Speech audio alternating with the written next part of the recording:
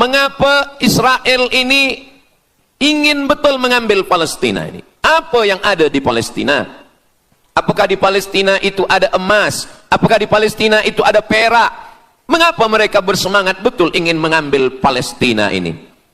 Pada tahun 2007, Al-Faqir Abdul Samad, saya menterjemah satu buku berbahasa Arab, judulnya Tarikh Ad-Diyanah Al-Yahudiyah. Ditulis oleh seorang ulama daripada Al-Iskandariyah, Mesir. Di situ dia bagi satu jawaban. Kenapa orang Israel itu amat sangat menginginkan Palestina? Rupanya ada seorang bernama Israel. Israel maknanya dua. Isra abadun. El bahasa Hebrew language, bahasa Ibrani. El artinya Tuhan. Israel artinya hamba Tuhan. Tapi mereka punya makna yang kedua. Israel artinya al-musari' lillah. Al-musari' lillah, orang yang bergulat, orang yang mengalahkan Tuhan. Rupanya Tuhan pernah kalah. Dan ketika Tuhan kalah, lalu Tuhan memberikan hadiah satu petak tanah. Dan tanah itu adalah tanah Palestina. Menurut mereka. Jadi mereka meyakini bahwa ketika Tuhan dikalahkan oleh Israel, maka hadiahnya adalah bumi Palestina. Itulah kenapa mereka amat sangat ingin mengambil tanah itu. Tapi kita pula, Palestina bagi kita adalah hijrahnya Nabi Muhammad sallallahu alaihi wasallam yang dituliskan dalam Al-Qur'an. A'udzubillahi minasyaitonir rajim. Subhanalladzi asra bi'abdihi lailan minal masjidil haram ilal masjidil aqsa alladzi barakna haulah. Dulu semasa belajar di Al-Azhar ada satu subjek namanya Al-Milal wan Nihal. Al-Milal maknanya aliran-aliran keugamaan. Wan Nihal ugama-ugama. Maka salah satu aliran itu disebut dengan Zion. Zion adalah nama satu bukit yang ada di Palestina. Lalu mereka mengambil nama ini sebagai satu gerakan dunia. Dalam bahasa Arabnya disebut dengan As-Sahyuniyah atau Zionis. Mereka ingin mengembalikan Yahudi ke Palestina. Apa yang membuat mereka ingin? Rupa-rupanya mereka meyakini bahwa mereka menunggu-nunggu seorang lelaki. Lelaki itu bernama Mesyah. Dalam bahasa mereka sebut dengan Mesyah. Dalam bahasa Arabnya adalah Al-Masih. Al-Masih diambil dari kata masaha. Masaha artinya disapu. Kita dalam wudhu ada menyapu. Idza qumtum ila shalah, kalau kamu ingin sembahyang, faghsilu wujuhakum, muka dibasuh. Wa aydiyakum ilal marafiq, tangan pun dibasuh hingga ke siku. Tapi kepala dengan telinga tidak dibasuh. Kepala dengan telinga disapu. Wamsahu biru'usikum, disapu. Jadi kenapa dia dikatakan Al-Masih? Kerana dua. Pertama, waktu lahirnya badannya disapu dengan minyak. Yang kedua, setelah dia besar, bila dia tengok orang lumpuh, dia sapu. Orang yang lumpuh boleh tegak berdiri. Bila nampak orang buta, dia sapu. Orang buta boleh menengok. Bila nampak orang mati, dia sapu. Dan orang mati pun boleh tegak berdiri. Dia tunjuk tanah, ya ard umbuti, wahai tanah tumbuh tanaman. Dia tunjuk langit, ya sama imtiri, turunkan hujan. Dia tunjuk orang mati, ya mayyit qum, orang mati tegak berdiri. Maka dia disebut dengan Al-Masih. Tapi Al-Masih ini ada yang original. Itulah dia Al-Masih Isa anak Maryam alaihi salam. Tapi ada Al-Masih satu lagi. Macam Isa. Orang Arab bila ada mangkuk, mereka sebut dengan wi'a. Kalau mangkuk ini emas, mereka katakan al-wi'a al-zahabi, mangkuk emas. Tapi kalau mangkuk ini dari perak, tapi dibalur dengan emas, mereka akan mengatakan al-wi'a al-mudajjal. Dia bukan emas, tapi dia nampak macam emas, maka dia namanya mudajjal. Begitu juga dengan Al-Masih ini. Al-Masih yang betul-betul Al-Masih, dia adalah Al-Masih Isa anak Maryam. Tapi ada yang macam Al-Masih, bentuknya macam Al-Masih, macam mukjizat Al-Masih, tapi dia bukan Al-Masih. Itulah dia Al-Masih Ad-Dajjal. Sebenarnya mereka sedang menunggu Al-Masih Ad-Dajjal. Kita pula sebelum salam, kita minta perlindungan kepada Allah dari Al-Masih Ad-Dajjal. Allahumma inni a'udzubika min adzabi jahannam wa min adzabil qabri wa min fitnatil mahya wal mamat wa min syarri fitnatil masihid Dajjal. Kita minta tolong pada Allah supaya jauh daripada Dajjal. Mereka menunggu Dajjal. Kenapa mereka ingin menunggu Dajjal? Sebab menurut mereka, bila Al-Masih Dajjal ini datang, maka nanti kambing akan berdamai dengan serigala. Semua akan hidup tenang. dan mereka akan menjadi penguasa dunia. Selain daripada Yahudi Israel adalah ghaim. Ghaim adalah keledai tunggangan. Jadi sebenarnya sesiapa saja pun yang bukan Yahudi, dia hanya akan menjadi keledai. Dan mereka ini adalah agama yang juga sebagai suku bangsa, yang juga sebagai sebuah negeri. Kita Islam, agama kita, tapi bangsa kita Melayu. Dan kita tinggal duduk, ada Melayu di Sumatera, ada Melayu di Semenanjung, ada Melayu di Kalimantan, Borneo. Melayu tersebar di beberapa negara. Tapi Yahudi tiga. Yahudi sebagai agama, Yahudi sebagai bangsa, Yahudi sebagai negeri. Mereka ingin mewujudkan ketiga-tiga ini menjadi satu. Kami bangsa Yahudi, kami agama Yahudi, dan kami punya negeri Yahudi. Itulah keinginan mereka. Maka mereka sedang menantikan raja mereka. Raja mereka adalah Al-Masih Ad-Dajjal. Dan Al-Masih Ad-Dajjal ini akan turun kalau syarat-syarat ini mereka penuhi. Kata Syekh Fargallah dalam subjek Al-Milal wan Nihal. Maka yang pertama diminta oleh Al-Masih Ad-Dajjal ini adalah semua Yahudi kembali kepada bumi Israel. Mereka mengatakan itu bumi punya dia dan semua akan kembali. Rupa-rupanya mereka tiada punya negeri. Sama macam nasib orang Kurdi. Kurdi ada di Turki, Kurdi ada di Irak, Kurdi ada di beberapa belahan bumi. Syekh Amin Al-Kurdi, mursyid tarekat Naqsabandiyah di Mesir, orang Kurdi, tapi duduk di Mesir. Syekh Muhammad Said Ramadan Al-Buti, orang Kurdi, tapi duduk di Suriah. Salahuddin Al-Ayyubi, orang Kurdi, tapi dia raja di Mesir. Mereka pun di seluruh dunia ada, tapi mereka tak ada punya negeri. Maka mereka ingin mengambil Palestina, mereka ingin kembali ke negeri yang menurut mereka inilah adalah hadiah daripada Tuhan, kerana Tuhan kalah bertembung, bertarung dengan nenek moyang mereka bernama Israel menurut hikayat mereka. Yang ini semuanya adalah asatirul awalin, hanya dongeng-dongeng nenek moyang mereka zaman silam. Lalu kemudian datanglah Theodor Herzl menghadap kepada Sultan Abdul Hamid, Sultan Turki. Mereka ingin membayar dengan ratusan keping emas. Apa kata Sultan Abdul Hamid? Dulu Palestina itu diambil dengan darah dan nyawa, maka saya tidak akan memberikannya dengan emas. Lalu kemudian apa yang terjadi? Mereka menghalau Sultan Abdul Hamid dengan seorang lelaki bernama Mustafa Kemal Ataturk. Lalu kemudian hilanglah khilafah Islamiyah. Ketika khilafah Islamiyah tahun 1924 ini jatuh, hilang, tumbang, maka ketika itu umat Islam tidak lagi ada pelindung. Dan ketika itulah mereka mengambil Palestina. Mereka merebut, mereka mengambil, seperti yang dikatakan Sayyidina Muhammad sallallahu alaihi wasallam, kamu akan diperebutkan seperti makanan yang ada di atas meja makan. Satu mengambil kakinya, satu merebut kepalanya, satu mengambil dadanya, dan tercabik-cabik, dicakar, dimakan, dipotong. Tak ada satu pun yang peduli. Alhamdulillah, kita malam ini masih peduli. Kita sedang mengajarkan kepada belia-belia, kita sedang mengajarkan kepada pemuda-pemuda Islam. Mudah-mudahan sampai anak cucu kita sampai hari kiamat masih lagi peduli kepada Palestina, insyaAllah. Allahu Akbar. Semua Yahudi kembali ke Palestina. Maka sekarang mereka sudah berkumpul. Berapa jumlah mereka?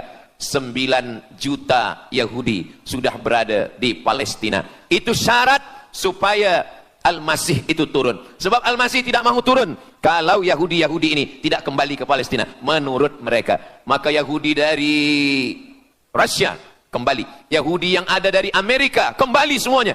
Dari mulai tahun 1946 sampailah hari ini 2025, tahun hadapan 2026, 80 tahun lamanya mereka sudah berkumpul menunggu kedatangan Al-Masih dengan cara berkumpul. Dan mereka yang datang ini hanya keturunan Yahudi dari puak ibunya saja. Yahudi ini tidak menerima dari puak ayah. Jadi kalau ada ayahnya Yahudi, emaknya tak Yahudi, dia tiada diterima. Sebab mereka guna dari puak ibu. Maka bila ibunya Yahudi, maka dia akan diterima. Ada satu Yahudi yang tidak diterima. Yahudi Falasha dari Afrika. Yahudi Falasha ini datang, mereka dari Ethiopia, mereka menyeberang ke Sudan, dari Sudan mereka masuk ke Mesir, dan mereka datang ke Palestina. Mereka pun nak masuk juga, tapi mereka tertolak. Sebab dia mengaku Yahudi, tapi kulit dia hitam. Saya tak tahu di tempat kita, tapi di tempat saya banyak juga Yahudi, namanya Yahudi pesek. Kulit dia hitam, hidung dia pesek, tapi otak dia Yahudi.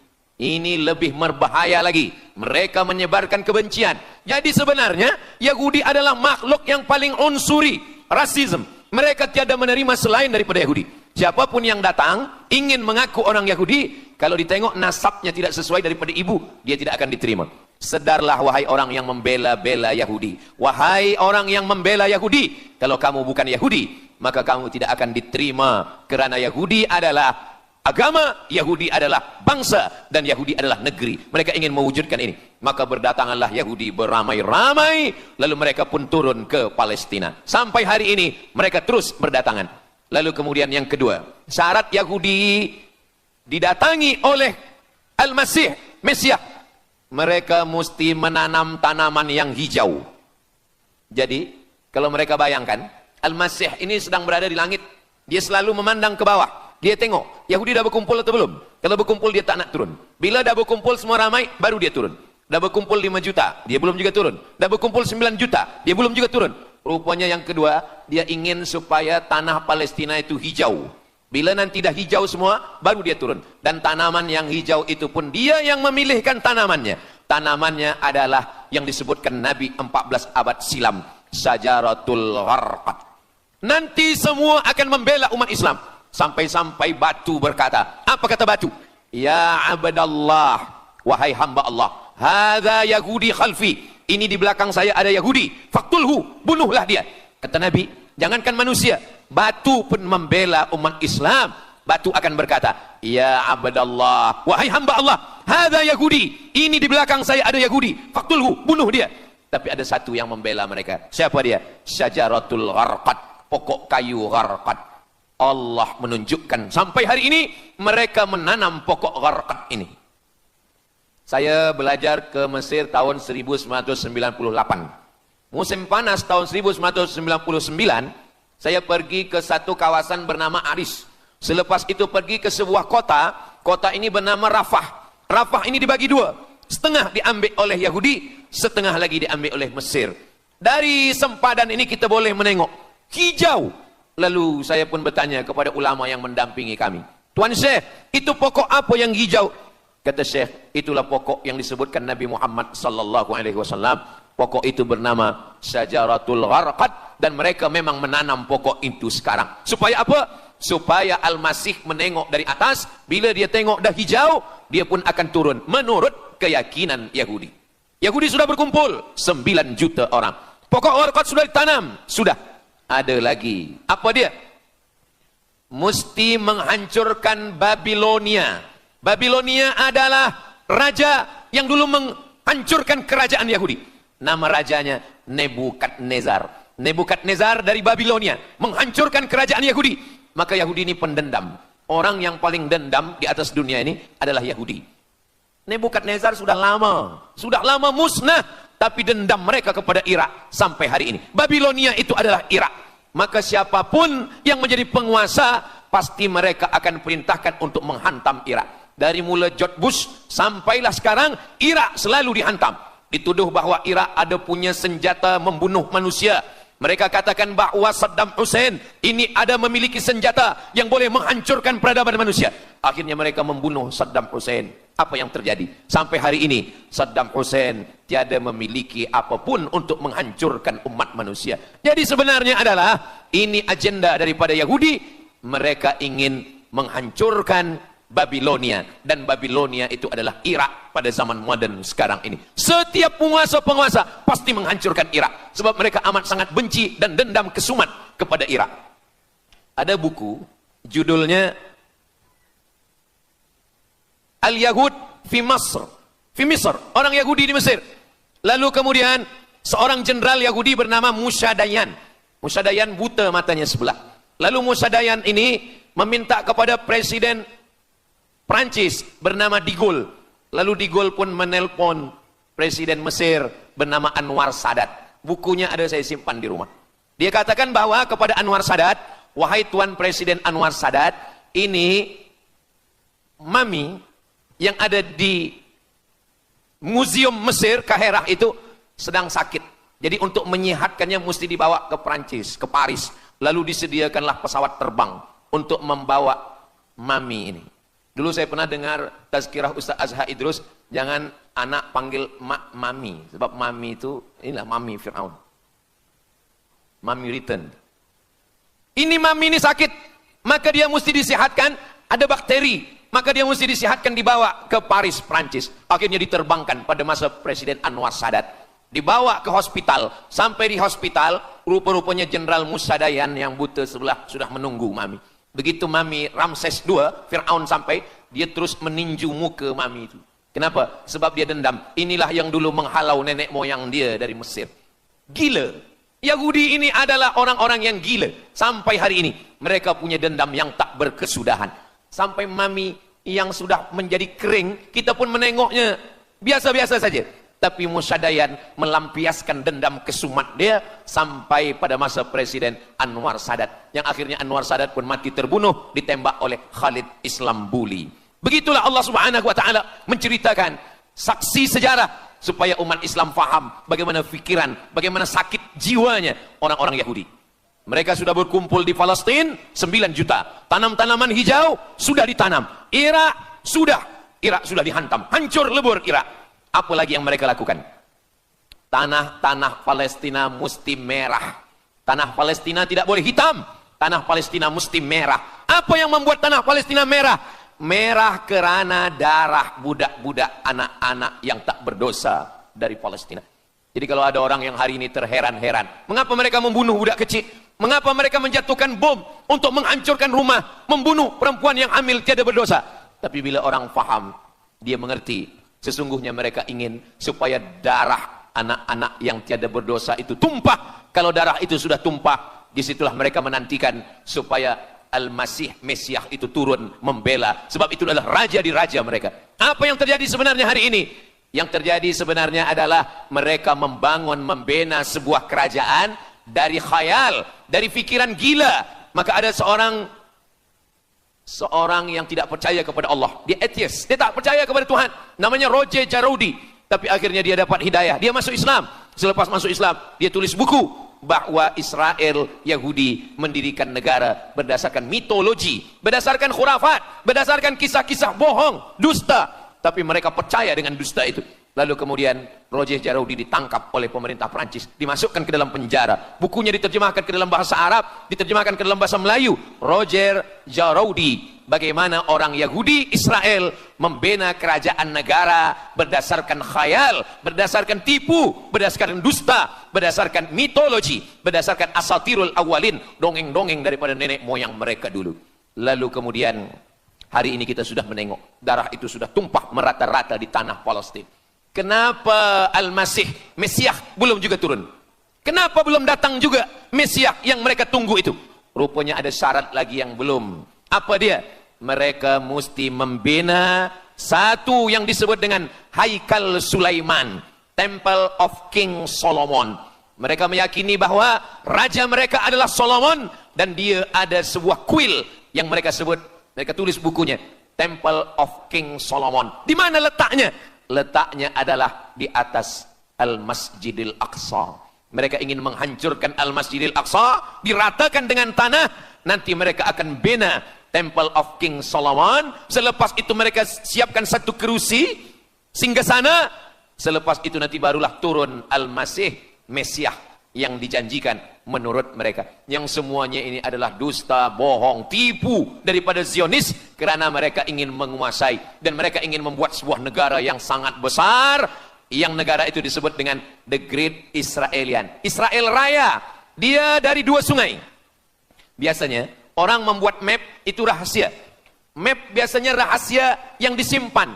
Tapi orang Yahudi Israel, mereka buatkan mapnya di dalam bendera mereka. Kita membuat sesuatu yang rahasia kita simpan, tapi mereka membuat satu garis biru di atas, satu lagi garis biru di bawah. Yang di atas itu adalah Sungai Nil di atas, dan yang di bawah itu adalah Sungai Efrat. Sungai Nil di atas, Afrika Utara, Mesir. Sungai Efrat di bawah, Sungai Efrat ada di Irak. Lalu di tengah itu ada bintang segi 6. Apa maknanya? Mereka ingin membina sebuah kerajaan yang luasnya dari Nil hingga ke Efrat. Itulah kenapa ketika mereka membuka embasi di Kairo, ketika Israel membina embasi di Kairo, ini Sungai Nil, ini bagian atas, ini bagian bawah. Kerajaan Mesir membagi embasi Israel tanah di bawah Sungai Nil. Mereka tidak mau. Mereka ingin membina embasi di atas Sungai Nil. Kenapa mereka tidak mau membina embasi di bawah Sungai Nil? Karena menurut mereka di bawah Sungai Nil adalah negeri kami. Orang membina embasi hanya di luar daripada kerajaannya. Jadi sebenarnya menurut pengakuan mereka, Mesir yang ada sekarang, semua yang ada di bawah Nil hingga ke Efrat Irak, itu adalah kerajaan mereka. Yang kalau mereka mewujudkan itu nanti, mereka akan menjadikan semua manusia ini sebagai keledai tunggangan. Alhamdulillah, itu disampaikan oleh Syekh Fargallah. Lalu kemudian kami membacanya, mempelajarinya, beliau bacakan di kelas, dan hari ini saya amat sangat bersenang hati. Tapi kita tetap susah hati dengan Palestina. Saya merasa senang hati sebab saya boleh menyampaikannya kepada para belia pemuda muslimin muslimat yang hadir malam ini. Macam mana suara saya, jelas tak jelas? Jelas. Yang saya sampaikan ini boleh faham? Alhamdulillah. Yang tak faham, nanti faham sendiri insyaAllah. Begitulah Allah Subhanahu wa ta'ala. Saya dulu pernah berjumpa dengan Syekh Muhammad Jibril. Lalu kemudian saya tanya Syekh Muhammad Jibril, Syekh, kenapa Allah membinasakan kaum Ad, kaum Samud, kaum Madian? Wa ila Samuda akhahum Salihah, wa ila Madiana akhahum Syu'aiba, wa ila Adin akhahum Huda. Madian, Samud, Ad, semuanya musnah. Irama dzatil imad. Iram, hilang semuanya. Tapi kenapa Yahudi ini masih ada sekarang? Kenapa Allah tak musnahkan?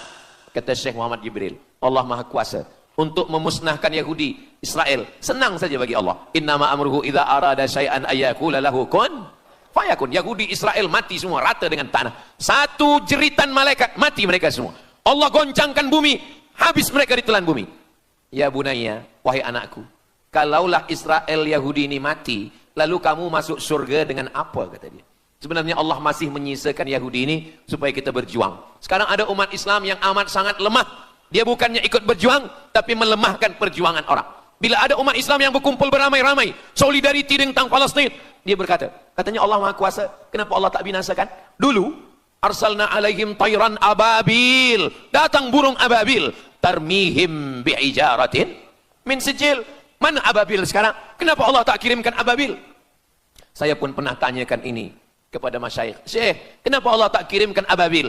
Dulu ketika Abdul Muttalib memegang kunci Ka'bah, masa itu tak ada orang beriman. Abdul Muttalib bersendirian, lalu kemudian dia datang ke Ka'bah, dia letakkan kunci itu. Ya Allah, inna li hadzal baiti rabban yahmih. Saya sendiri seorang saja, saya tak sanggup untuk menolong Ka'bah. Inna li hadzal baiti rabban yahmih. Ka'bah ini ada pemiliknya, Ka'bah ini ada pelindungnya, Allah akan melindungi. Itulah mengapa Allah mengirimkan alam tara kaifa fa'ala rabbuka bi ashabil fil alam yaj'al kaidahum fi tadlil. Kenapa Allah kirimkan tayran ababil? Karena tidak ada orang beriman, hanya Abdul Muttalib sendiri. Tapi sekarang 2 miliar orang beriman yang bersyahadat asyhadu an la ilaha illallah wa asyhadu anna muhammadan rasulullah. Itulah kenapa Allah tidak mengirimkan tayran ababil. Itulah kenapa Allah tidak membuatkan goncangan. Itulah kenapa. Tapi sedikit banyak Allah mulai menurunkan pertolongannya. Kalau sudah datang pertolongan Allah Subhanahu wa taala, idza jaa nasrullah, kalau sudah datang pertolongan Allah, idza jaa nasrullah wal fath, kemenangan. Wa ra'aitan nasa yadkhuluna fi dinillahi afwaja. Insyaallah, alaysa subuhu biqarib. Subuh tak lama lagi. Pertolongan Allah pasti datang. Nasrum minallah wa fathun qarib. Hasbunallah wa ni'mal wakil. Ni'mal maula wa ni'man nasir. Wala haula wala quwata illa billahil aliyil azim. Kalau kita seorang cikgu, kalau kita seorang ulama, sampaikanlah kepada umat. Sebagai seorang ayah, sampaikan kepada anak. Sebagai seorang ahli keluarga, kita mesti ingatkan, buatkan baju dengan lambang, simbol, bendera penderitaan Palestina. Kalau kita menonton dengan keluarga di rumah, tontonkan bagaimana penderitaan anak-anak di Palestina. Saya di rumah ada gambar besar, gambar Palestina. Sehingga setiap kali tamu datang, kita bercerita, dia tanya, ini gambar apa nih Ustaz? Inilah gambar saudara kita yang sedang teraniaya di Palestina. Malam ini kita guna sorban, kita pakai sorban yang mengingatkan kita kepada Palestina. Apapun yang kita lakukan, jangan lupa menyampaikan khutbah Jumat, kunut nazilah, Allahumma ansuril Islam wal muslimina fi Palestina. Silahul mu'min, ad-du'a silahul mu'min. Kalau kita tiada senjata lagi, maka sesungguhnya doa man lam yahtam bi amril muslimin, siapa yang tak peduli kepada penderitaan saudaranya di Palestin, falaisa minhum, dia tidak diakui sebagai umat Nabi Muhammad sallallahu alaihi wasallam. Orang beriman bukan setakat sembahyang subuh, zuhur, asar, maghrib, isya. Orang beriman bukan setakat ditengok berapa kali dia ke Baitullah haji dan umrah, tapi orang beriman bagaimana perasaan dia kepada saudaranya. Maka kata Nabi SAW, la yu'minu ahadukum, kamu tidak beriman, kalaupun kamu beriman belum sempurna, hatta yuhibba li akhi, sampai engkau sayang kepada saudaramu. Ma yuhibbu li nafsih, sayang kepada saudara seperti sayang pada diri sendiri. Kalau anak saudara kita di Palestina teraniaya, kita lebih teraniaya. Kalau pipi kita dicubit sakit, begitu juga dengan saudara kita di Palestina. Kita memang hidup pada zaman yang susah, yang payah. Beruntunglah datuk nenek moyang kita 100 tahun yang lampau, mereka selamat dari fitnah ini. Tapi kita pun tak boleh mengutuk nasib. Mengapa saya hidup sekarang? Kenapa kami hidup tahun 1447 ini ya Allah? Tentu ada hikmahnya. Allah hidupkan kita hari ini. Kenapa saya tak hidup zaman Nabi? Kalau ada pemuda belia sekarang datang kepada Ustaz Abdul Somad, Ustaz Somad, kenapa saya tak hidup zaman Nabi? Kalau saya hidup zaman Nabi mungkin saya baik.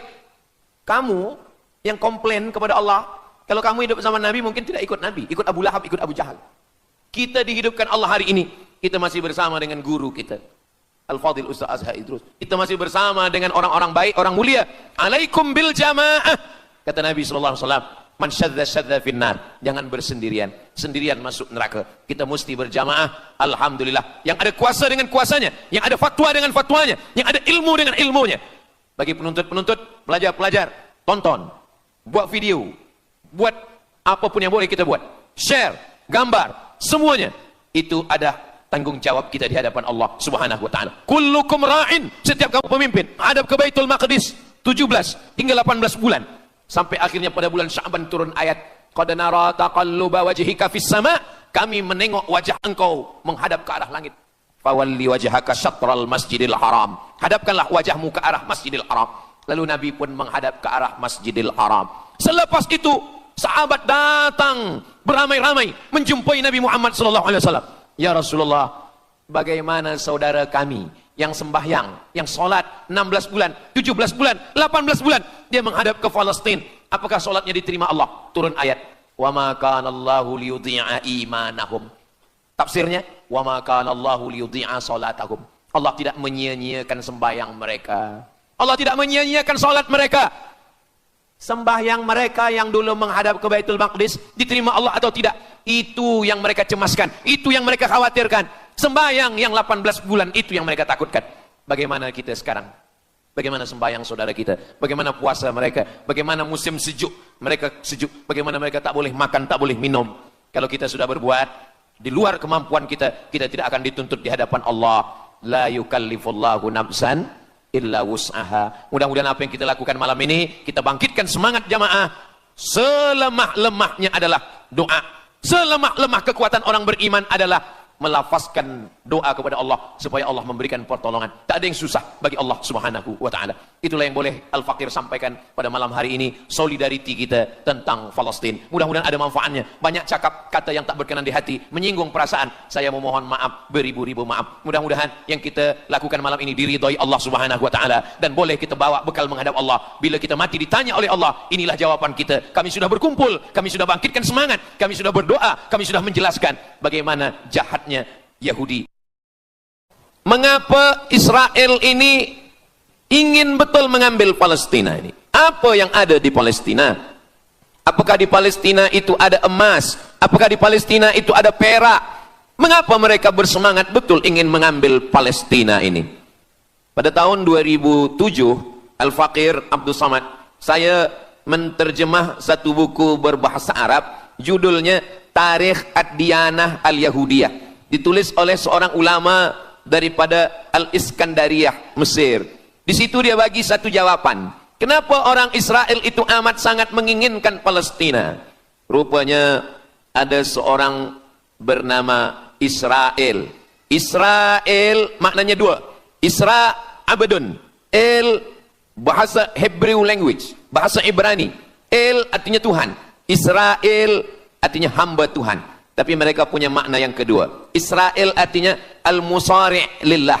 Al-musari' lillah, orang yang bergulat, Orang yang mengalahkan Tuhan. Rupanya Tuhan pernah kalah. Dan ketika Tuhan kalah, lalu Tuhan memberikan hadiah satu petak tanah. Dan tanah itu adalah tanah Palestina. Menurut mereka. Jadi mereka meyakini bahwa ketika Tuhan dikalahkan oleh Israel, maka hadiahnya adalah bumi Palestina. Itulah kenapa mereka amat sangat ingin mengambil tanah itu. Tapi kita pula, Palestina bagi kita adalah hijrahnya Nabi Muhammad sallallahu alaihi wasallam yang dituliskan dalam Al-Qur'an. A'udzubillahi minasyaitonir rajim. Subhanalladzi asra bi'abdihi lailan minal masjidil haram ilal masjidil aqsa alladzi barakna haulah. Dulu semasa belajar di Al-Azhar ada satu subjek namanya Al-Milal wan Nihal. Al-Milal maknanya aliran-aliran keagamaan. Wan Nihal agama-agama. Maka salah satu aliran itu disebut dengan Zion. Zion adalah nama satu bukit yang ada di Palestina. Lalu mereka mengambil nama ini sebagai satu gerakan dunia. Dalam bahasa Arabnya disebut dengan As-Sahyuniyah atau Zionis. Mereka ingin mengembalikan Yahudi ke Palestina. Apa yang membuat mereka ingin? Rupa-rupanya mereka meyakini bahwa mereka menunggu-nunggu seorang lelaki. Lelaki itu bernama Mesiah. Dalam bahasa mereka sebut dengan Mesiah. Dalam bahasa Arabnya adalah Al-Masih. Al-Masih diambil dari kata masaha. Masaha artinya disapu. Kita dalam wudhu ada menyapu. Idza qumtum ila shalah, kalau kamu ingin sembahyang, faghsilu wujuhakum, muka dibasuh. Wa aydiyakum ilal marafiq, tangan pun dibasuh hingga ke siku. Tapi kepala dengan telinga tidak dibasuh. Kepala dengan telinga disapu. Wamsahu biru'usikum, disapu. Jadi kenapa dia dikatakan Al-Masih? Kerana dua. Pertama, waktu lahirnya badannya disapu dengan minyak. Yang kedua, setelah dia besar, bila dia tengok orang lumpuh, dia sapu. Orang yang lumpuh boleh tegak berdiri. Bila nampak orang buta, dia sapu. Orang buta boleh menengok. Bila nampak orang mati, dia sapu. Dan orang mati pun boleh tegak berdiri. Dia tunjuk tanah, ya ard umbuti, wahai tanah tumbuh tanaman. Dia tunjuk langit, ya sama imtiri, turunkan hujan. Dia tunjuk orang mati, ya mayyit qum, orang mati tegak berdiri. Maka dia disebut dengan Al-Masih. Tapi Al-Masih ini ada yang original.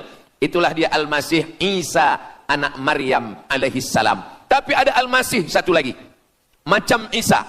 Orang Arab bila ada mangkuk, mereka sebut dengan wi'a. Kalau mangkuk ini emas, mereka katakan al-wi'a al-zahabi, mangkuk emas. Tapi kalau mangkuk ini dari perak, tapi dibalur dengan emas, mereka akan mengatakan al-wi'a al-mudajjal. Dia bukan emas, tapi dia nampak macam emas, maka dia namanya mudajjal. Begitu juga dengan Al-Masih ini. Al-Masih yang betul-betul Al-Masih, dia adalah Al-Masih Isa anak Maryam. Tapi ada yang macam Al-Masih, bentuknya macam Al-Masih, macam mukjizat Al-Masih, tapi dia bukan Al-Masih. Itulah dia Al-Masih Ad-Dajjal. Sebenarnya mereka sedang menunggu Al-Masih Ad-Dajjal. Kita pula sebelum salam, kita minta perlindungan kepada Allah dari Al-Masih Ad-Dajjal. Allahumma inni a'udzubika min adzabi jahannam wa min adzabil qabri wa min fitnatil mahya wal mamat wa min syarri fitnatil masihid dajjal. Kita minta tolong pada Allah supaya jauh daripada Dajjal. Mereka menunggu-nunggu Dajjal. Kenapa mereka ingin menunggu Dajjal? Sebab menurut mereka, bila Al-Masih Dajjal ini datang, maka nanti kambing akan berdamai dengan serigala. Semua akan hidup tenang. Dan mereka akan menjadi penguasa dunia. Selain daripada Yahudi Israel adalah ghaim. Ghaim adalah keledai tunggangan. Jadi sebenarnya sesiapa saja pun yang bukan Yahudi, dia hanya akan menjadi keledai. Dan mereka ini adalah agama yang juga sebagai suku bangsa, yang juga sebagai sebuah negeri. Kita Islam, agama kita, tapi bangsa kita Melayu. Dan kita tinggal duduk, ada Melayu di Sumatera, ada Melayu di Semenanjung, ada Melayu di Kalimantan, Borneo. Melayu tersebar di beberapa negara. Tapi Yahudi tiga. Yahudi sebagai agama, Yahudi sebagai bangsa, Yahudi sebagai negeri. Mereka ingin mewujudkan ketiga-tiga ini menjadi satu. Kami bangsa Yahudi, kami agama Yahudi, dan kami punya negeri Yahudi. Itulah keinginan mereka. Maka mereka sedang menantikan raja mereka. Raja mereka adalah Al-Masih Ad-Dajjal. Dan Al-Masih Ad-Dajjal ini akan turun kalau syarat-syarat ini mereka penuhi. Kata Syekh Fargallah dalam subjek Al-Milal wan Nihal. Maka yang pertama diminta oleh Al-Masih Ad-Dajjal ini adalah semua Yahudi kembali kepada bumi Israel. Mereka mengatakan itu bumi punya dia dan semua akan kembali. Rupa-rupanya mereka tiada punya negeri. Sama macam nasib orang Kurdi. Kurdi ada di Turki, Kurdi ada di Irak, Kurdi ada di beberapa belahan bumi. Syekh Amin Al-Kurdi, mursyid tarekat Naqsabandiyah di Mesir, orang Kurdi, tapi duduk di Mesir. Syekh Muhammad Said Ramadan Al-Buti, orang Kurdi, tapi duduk di Suriah. Salahuddin Al-Ayyubi, orang Kurdi, tapi dia raja di Mesir.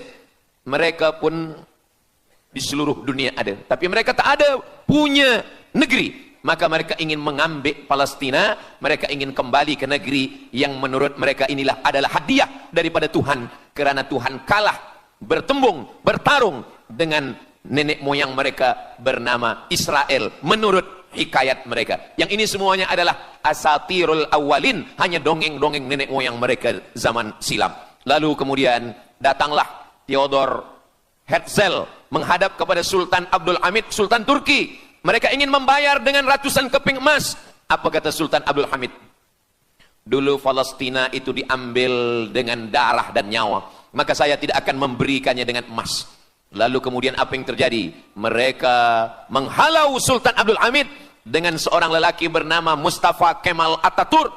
Lalu kemudian hilanglah khilafah Islamiyah. Ketika khilafah Islamiyah tahun 1924 ini jatuh, hilang, tumbang, maka ketika itu umat Islam tidak lagi ada pelindung.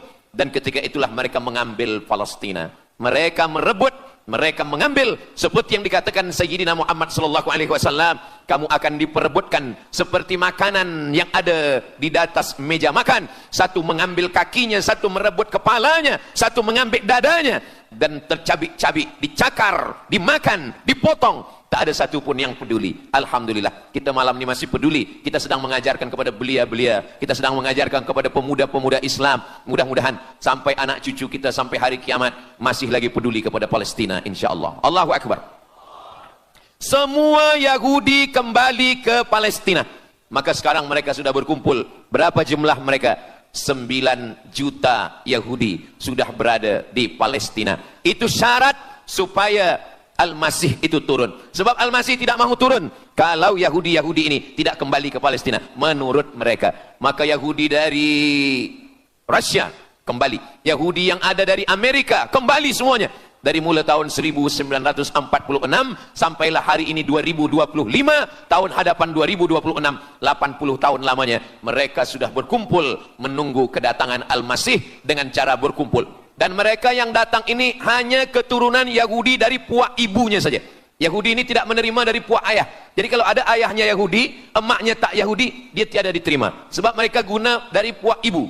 Maka bila ibunya Yahudi, maka dia akan diterima. Ada satu Yahudi yang tidak diterima. Yahudi Falasha dari Afrika. Yahudi Falasha ini datang, mereka dari Ethiopia, mereka menyeberang ke Sudan, dari Sudan mereka masuk ke Mesir, dan mereka datang ke Palestina. Mereka pun nak masuk juga, tapi mereka tertolak. Sebab dia mengaku Yahudi, tapi kulit dia hitam. Saya tak tahu di tempat kita, tapi di tempat saya banyak juga Yahudi, namanya Yahudi pesek. Kulit dia hitam, hidung dia pesek, tapi otak dia Yahudi. Ini lebih berbahaya lagi. Mereka menyebarkan kebencian. Jadi sebenarnya Yahudi adalah makhluk yang paling unsuri, rasisme. Mereka tiada menerima selain daripada Yahudi. Siapapun yang datang ingin mengaku orang Yahudi, kalau ditengok nasabnya tidak sesuai daripada ibu, dia tidak akan diterima. Sedarlah wahai orang yang membela-bela Yahudi. Wahai orang yang membela Yahudi, kalau kamu bukan Yahudi, maka kamu tidak akan diterima. Kerana Yahudi adalah agama, Yahudi adalah bangsa, dan Yahudi adalah negeri. Mereka ingin mewujudkan ini. Maka berdatanganlah Yahudi beramai-ramai, lalu mereka pun turun ke Palestina. Sampai hari ini mereka terus berdatangan. Lalu kemudian yang kedua, syarat Yahudi didatangi oleh Al-Masih, Mesias, mereka mesti menanam tanaman yang hijau. Jadi kalau mereka bayangkan, Al-Masih ini sedang berada di langit, dia selalu memandang ke bawah. Dia tengok, Yahudi dah berkumpul atau belum? Kalau berkumpul dia tak nak turun. Bila dah berkumpul semua ramai, baru dia turun. Dah berkumpul 5 juta, dia belum juga turun. Dah berkumpul 9 juta, dia belum juga turun. Rupanya yang kedua, dia ingin supaya tanah Palestina itu hijau. Bila nanti dah hijau semua, baru dia turun. Dan tanaman yang hijau itu pun dia yang memilihkan tanamannya. Tanamannya adalah yang disebutkan Nabi 14 abad silam, Syajaratul Gharqad. Nanti semua akan membela umat Islam. Sampai-sampai batu berkata, apa kata batu? Ya abdallah, wahai hamba Allah, hadza Yahudi khalfi, ini di belakang saya ada Yahudi, faktulhu, bunuhlah dia. Kata Nabi, jangankan manusia, batu pun membela umat Islam. Batu akan berkata, ya abdallah, wahai hamba Allah, hadza Yahudi, ini di belakang saya ada Yahudi, faktulhu, bunuh dia. Tapi ada satu yang membela mereka. Siapa dia? Syajaratul Gharqad, pokok kayu Gharqad. Allah menunjukkan sampai hari ini mereka menanam pokok Gharqad ini.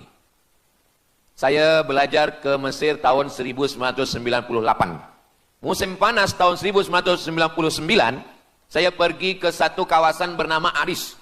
Selepas itu pergi ke sebuah kota, kota ini bernama Rafah. Rafah ini dibagi dua, setengah diambil oleh Yahudi, setengah lagi diambil oleh Mesir. Dari sempadan ini kita boleh menengok hijau. Lalu saya pun bertanya kepada ulama yang mendampingi kami, Tuan Syekh, itu pokok apa yang hijau? Kata Syekh, itulah pokok yang disebutkan Nabi Muhammad sallallahu alaihi wasallam. Pokok itu bernama Syajaratul Gharqad, dan mereka memang menanam pokok itu sekarang. Supaya apa? Supaya Al-Masih menengok dari atas, bila dia tengok dah hijau, dia pun akan turun menurut keyakinan Yahudi. Yahudi sudah berkumpul 9 juta orang. Pokok Gharqad sudah ditanam, sudah. Ada lagi. Apa dia? Mesti menghancurkan Babilonia.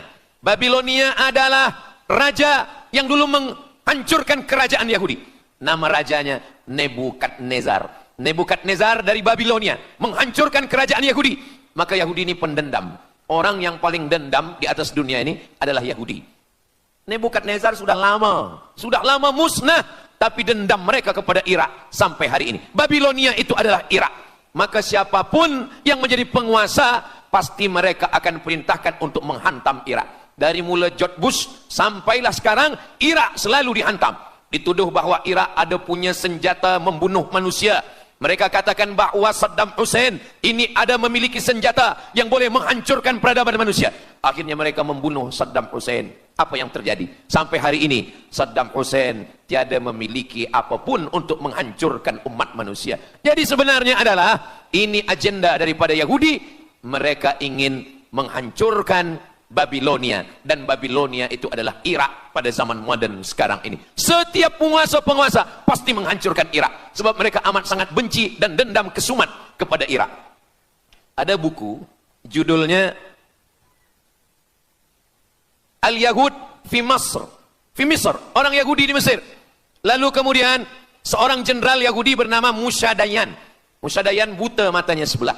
Lalu Musa Dayan ini meminta kepada Presiden Prancis bernama De Gaulle. Lalu De Gaulle pun menelpon Presiden Mesir bernama Anwar Sadat. Bukunya ada, saya simpan di rumah. Dia katakan bahwa kepada Anwar Sadat, wahai Tuan Presiden Anwar Sadat, ini mami yang ada di Museum Mesir Kaherah itu sedang sakit. Jadi untuk menyehatkannya mesti dibawa ke Prancis, ke Paris. Lalu disediakanlah pesawat terbang untuk membawa mami ini. Dulu saya pernah dengar tazkirah Ustaz Azhar Idrus, jangan anak panggil mami, sebab mami itu, inilah mami Fir'aun. Mami return.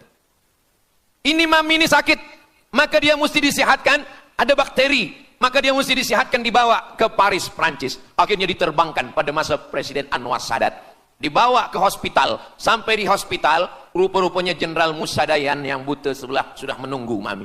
Begitu mami Ramses II, Fir'aun sampai, dia terus meninju muka mami itu. Kenapa? Sebab dia dendam. Inilah yang dulu menghalau nenek moyang dia dari Mesir. Gila. Yahudi ini adalah orang-orang yang gila. Sampai hari ini, mereka punya dendam yang tak berkesudahan. Sampai mami yang sudah menjadi kering, kita pun menengoknya biasa-biasa saja. Tapi Musa Dayan melampiaskan dendam kesumat dia sampai pada masa Presiden Anwar Sadat. Yang akhirnya Anwar Sadat pun mati terbunuh, ditembak oleh Khalid Islambuli. Begitulah Allah Subhanahu wa Ta'ala menceritakan saksi sejarah supaya umat Islam faham bagaimana fikiran, bagaimana sakit jiwanya orang-orang Yahudi. Mereka sudah berkumpul di Palestina 9 juta. Tanam-tanaman hijau sudah ditanam. Irak sudah dihantam, hancur lebur Irak. Apa lagi yang mereka lakukan? tanah Palestina mesti merah. Tanah Palestina tidak boleh hitam. Tanah Palestina mesti merah. Apa yang membuat tanah Palestina merah? Merah karena darah budak-budak anak-anak yang tak berdosa dari Palestina. Jadi kalau ada orang yang hari ini terheran-heran, mengapa mereka membunuh budak kecil? Mengapa mereka menjatuhkan bom untuk menghancurkan rumah, membunuh perempuan yang hamil tiada berdosa? Tapi bila orang faham, dia mengerti, sesungguhnya mereka ingin supaya darah anak-anak yang tiada berdosa itu tumpah. Kalau darah itu sudah tumpah, disitulah mereka menantikan supaya Al-Masih, Mesiah itu turun membela. Sebab itu adalah raja di raja mereka. Apa yang terjadi sebenarnya hari ini? Yang terjadi sebenarnya adalah mereka membangun, membina sebuah kerajaan dari khayal, dari pikiran gila. Maka ada seorang yang tidak percaya kepada Allah. Dia atheist, dia tak percaya kepada Tuhan. Namanya Roger Jaroudi. Tapi akhirnya dia dapat hidayah. Dia masuk Islam. Selepas masuk Islam, dia tulis buku bahwa Israel, Yahudi mendirikan negara berdasarkan mitologi, berdasarkan khurafat, berdasarkan kisah-kisah bohong, dusta. Tapi mereka percaya dengan dusta itu. Lalu kemudian Roger Jaroudi ditangkap oleh pemerintah Prancis, dimasukkan ke dalam penjara. Bukunya diterjemahkan ke dalam bahasa Arab, diterjemahkan ke dalam bahasa Melayu. Roger Jaroudi, bagaimana orang Yahudi Israel membina kerajaan negara berdasarkan khayal, berdasarkan tipu, berdasarkan dusta, berdasarkan mitologi, berdasarkan asatirul awalin, dongeng-dongeng daripada nenek moyang mereka dulu. Lalu kemudian hari ini kita sudah menengok, darah itu sudah tumpah merata-rata di tanah Palestina. Kenapa Al-Masih, Mesiah belum juga turun? Kenapa belum datang juga Mesiah yang mereka tunggu itu? Rupanya ada syarat lagi yang belum. Apa dia? Mereka mesti membina satu yang disebut dengan Haikal Sulaiman, Temple of King Solomon. Mereka meyakini bahwa raja mereka adalah Solomon, dan dia ada sebuah kuil yang mereka sebut, mereka tulis bukunya, Temple of King Solomon. Di mana letaknya? Letaknya adalah di atas Al-Masjidil Aqsa. Mereka ingin menghancurkan Al-Masjidil Aqsa, diratakan dengan tanah. Nanti mereka akan bina Temple of King Solomon. Selepas itu mereka siapkan satu kerusi singgasana. Selepas itu nanti barulah turun Al-Masih, Mesiah yang dijanjikan menurut mereka. Yang semuanya ini adalah dusta, bohong, tipu daripada Zionis, karena mereka ingin menguasai dan mereka ingin membuat sebuah negara yang sangat besar, yang negara itu disebut dengan The Great Israelian, Israel Raya. Dia dari dua sungai. Biasanya orang membuat map itu rahasia. Map biasanya rahasia yang disimpan. Tapi orang Yahudi Israel, mereka buatkan mapnya di dalam bendera mereka. Kita membuat sesuatu yang rahasia kita simpan, tapi mereka membuat satu garis biru di atas, satu lagi garis biru di bawah. Yang di atas itu adalah sungai Nil di atas, dan yang di bawah itu adalah sungai Efrat. Sungai Nil di atas, Afrika Utara, Mesir. Sungai Efrat di bawah, sungai Efrat ada di Irak. Lalu di tengah itu ada bintang segi 6. Apa maknanya? Mereka ingin membina sebuah kerajaan yang luasnya dari Nil hingga ke Efrat. Itulah kenapa ketika mereka membuka embasi di Kairo, ketika Israel membina embasi di Kairo, ini sungai Nil, ini bagian atas, ini bagian bawah. Kerajaan Mesir membagi embasi Israel tanah di bawah sungai Nil. Mereka tidak mau.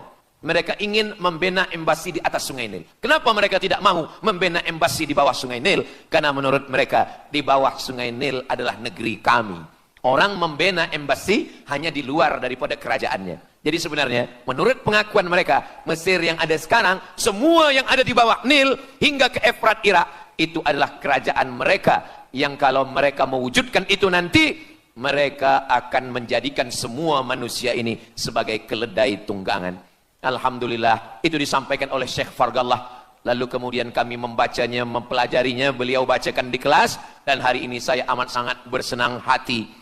Tapi kita tetap susah hati dengan Palestina. Saya merasa senang hati sebab saya boleh menyampaikannya kepada para belia pemuda muslimin muslimat yang hadir malam ini. Macam mana suara saya, jelas tak jelas? Jelas. Yang saya sampaikan ini boleh faham? Alhamdulillah. Yang tak faham nanti faham sendiri insyaallah. Begitulah Allah Subhanahu wa taala. Saya dulu pernah berjumpa dengan Syekh Muhammad Jibril. Lalu kemudian saya tanya Syekh Muhammad Jibril, "Syekh, kenapa Allah membinasakan kaum Ad, kaum Samud, kaum Madian. Wa ila Samuda akhahum Salihah, wa ila Madyana akhahum Syuaiba, wa ila Adin akhahum Huda. Madian, Samud, Ad, semuanya musnah. Iram dzatil imad. Iram, hilang semuanya. Tapi kenapa Yahudi ini masih ada sekarang? Kenapa Allah tak musnahkan? Kata Syekh Muhammad Jibril, Allah Maha Kuasa untuk memusnahkan Yahudi, Israel. Senang saja bagi Allah. Innama amruhu idza arada syai'an ayyakula lahu kun fayakun. Yahudi Israel mati semua rata dengan tanah. Satu jeritan malaikat mati mereka semua. Allah goncangkan bumi, habis mereka ditelan bumi. Ya bunayya, wahai anakku, kalaulah Israel Yahudi ini mati, lalu kamu masuk surga dengan apa, kata dia. Sebenarnya Allah masih menyisakan Yahudi ini supaya kita berjuang. Sekarang ada umat Islam yang amat sangat lemah. Dia bukannya ikut berjuang, tapi melemahkan perjuangan orang. Bila ada umat Islam yang berkumpul beramai-ramai, solidariti tentang Palestin, dia berkata, katanya Allah Maha Kuasa, kenapa Allah tak binasakan? Dulu, arsalna alaihim tayran ababil, datang burung ababil, tarmihim bi'ijaratin min sijil. Mana ababil sekarang? Kenapa Allah tak kirimkan ababil? Saya pun pernah tanyakan ini kepada masyayikh. Syekh, kenapa Allah tak kirimkan ababil? Dulu, ketika Abdul Muttalib memegang kunci Ka'bah, masa itu tak ada orang beriman. Abdul Muttalib bersendirian. Lalu kemudian dia datang ke Ka'bah. Dia letakkan kunci itu. Ya Allah, inna lihadzal baiti rabban yahmih. Saya sendiri seorang saja. Saya tak sanggup untuk menolong Ka'bah. Inna lihadzal baiti rabban yahmih. Ka'bah ini ada pemiliknya. Ka'bah ini ada pelindungnya. Allah akan melindungi. Itulah mengapa Allah mengirimkan alam tara kaifa fa'ala rabbuka bi ashabil fil alam yaj'al kaidahum fi tadlil. Kenapa Allah kirimkan tayran ababil? Karena tidak ada orang beriman, hanya Abdul Muttalib sendiri. Tapi sekarang 2 miliar orang beriman yang bersyahadat asyhadu an la ilaha illallah wa asyhadu anna muhammadan rasulullah. Itulah kenapa Allah tidak mengirimkan tayran ababil. Itulah kenapa Allah tidak membuatkan goncangan. Itulah kenapa. Tapi sedikit banyak Allah mulai menurunkan pertolongannya. Kalau sudah datang pertolongan Allah subhanahu wa ta'ala. Idza jaa nasrullah. Kalau sudah datang pertolongan Allah. Idza jaa nasrullah wal fath, kemenangan. Wa ra'aitan nasa yadkhuluna fi dinillahi afwaja. Insyaallah. Alaysa subuhu biqarib. Subuh tak lama lagi. Pertolongan Allah pasti datang. Nasrum minallah wa fathun qarib. Hasbunallah wa ni'mal wakil. Ni'mal maula wa ni'man nasir. Wala haula wala quwata illa billahil aliyil azim. Kalau kita seorang cikgu, kalau kita seorang ulama, sampaikanlah kepada umat. Sebagai seorang ayah, sampaikan kepada anak. Sebagai seorang ahli keluarga, kita mesti ingatkan, buatkan baju dengan lambang, simbol, bendera penderitaan Palestin. Kalau kita menonton dengan keluarga di rumah, tontonkan bagaimana penderitaan anak-anak di Palestin. Saya di rumah ada gambar besar, gambar Palestin. Sehingga setiap kali tamu datang, kita bercerita, dia tanya, ini gambar apa nih Ustaz? Inilah gambar saudara kita yang sedang teraniaya di Palestin. Malam ini kita guna sorban. Kita pakai sorban yang mengingatkan kita kepada Palestin. Apapun yang kita lakukan, jangan lupa menyampaikan khutbah Jumat. Qunut nazilah. Allahumma ansuril Islam wal muslimina fi Palestin. Silahul mu'min. Doa silahul mu'min. Kalau kita tiada senjata lagi, maka sesungguhnya doa. Man lam yahtam bi amril muslimin. Siapa yang tak peduli kepada penderitaan saudaranya di Palestin, falaisa minhum. Dia tidak diakui sebagai umat Nabi Muhammad sallallahu alaihi wasallam. Orang beriman bukan setakat sembahyang subuh, zuhur, asar, maghrib, isya. Orang beriman bukan setakat ditengok berapa kali dia ke Baitullah haji dan umrah. Tapi orang beriman, bagaimana perasaan dia kepada saudaranya. Maka kata Nabi SAW, la yu'minu ahadukum. Kamu tidak beriman. Kalaupun kamu beriman, belum sempurna. Hatta yuhibba li akhi. Sampai engkau sayang kepada saudaramu. Ma yuhibbu li nafsih. Sayang kepada saudara, seperti sayang pada diri sendiri. Kalau anak saudara kita di Palestina teraniaya, kita lebih teraniaya. Kalau pipi kita dicubit sakit, begitu juga dengan saudara kita di Palestina. Kita memang hidup pada zaman yang susah, yang payah. Beruntunglah datuk nenek moyang kita 100 tahun yang lampau. Mereka selamat dari fitnah ini. Tapi kita pun tak boleh mengutuk nasib. Mengapa saya hidup sekarang? Kenapa kami hidup tahun 1447 ini ya Allah? Tentu ada hikmahnya. Allah hidupkan kita hari ini. Kenapa saya tak hidup zaman Nabi? Kalau ada pemuda belia sekarang datang kepada Ustaz Abdul Somad. Ustaz Somad, kenapa saya tak hidup zaman Nabi? Kalau saya hidup zaman Nabi mungkin saya baik. Kamu yang komplain kepada Allah, Kalau kamu hidup sama Nabi mungkin tidak ikut Nabi, ikut Abu Lahab, ikut Abu Jahal. Kita dihidupkan Allah hari ini, kita masih bersama dengan guru kita, Al-Fadhil Ustaz Azhar Idrus. Kita masih bersama dengan orang-orang baik, orang mulia. Alaikum bil jamaah. Kata Nabi SAW, man syadza syadza finnar. Jangan bersendirian, sendirian masuk neraka. Kita mesti berjamaah. Alhamdulillah, yang ada kuasa dengan kuasanya, yang ada fatwa dengan fatwanya, yang ada ilmu dengan ilmunya. Bagi penuntut-penuntut, pelajar-pelajar, tonton, buat video, buat apapun yang boleh kita buat, share, gambar, semuanya itu ada tanggung jawab kita di hadapan Allah Subhanahu wa taala. Kullukum ra'in, setiap kamu pemimpin, hadap ke Baitul Maqdis 17 hingga 18 bulan. Sampai akhirnya pada bulan Sya'ban turun ayat, qad nara taqalluba wajhika fis sama', kami menengok wajah engkau menghadap ke arah langit. Fawalli wajhaka syatral masjidil haram, hadapkanlah wajahmu ke arah Masjidil Haram. Lalu Nabi pun menghadap ke arah Masjidil Haram. Selepas itu sahabat datang beramai-ramai menjumpai Nabi Muhammad SAW. Ya Rasulullah, bagaimana saudara kami yang sembahyang, yang sholat 16 bulan, 17 bulan, 18 bulan, dia menghadap ke Palestina. Apakah sholatnya diterima Allah? Turun ayat, wa ma kana Allahu liyudhi'a imanahum. Tafsirnya, wa ma kana Allahu liyudhi'a salatahum. Allah tidak menyia-nyiakan sembahyang mereka. Allah tidak menyia-nyiakan salat mereka. Sembahyang mereka yang dulu menghadap ke Baitul Maqdis diterima Allah atau tidak? Itu yang mereka cemaskan, itu yang mereka khawatirkan. Sembahyang yang 18 bulan itu yang mereka takutkan. Bagaimana kita sekarang? Bagaimana sembahyang saudara kita? Bagaimana puasa mereka? Bagaimana musim sejuk? Mereka sejuk. Bagaimana mereka tak boleh makan, tak boleh minum? Kalau kita sudah berbuat di luar kemampuan kita, kita tidak akan dituntut di hadapan Allah. La yukallifullahu nafsan illa wus'aha. Mudah-mudahan apa yang kita lakukan malam ini, kita bangkitkan semangat jamaah. Selemah-lemahnya adalah doa. Selemah-lemah kekuatan orang beriman adalah melafazkan doa kepada Allah supaya Allah memberikan pertolongan. Tak ada yang susah bagi Allah Subhanahu wa taala.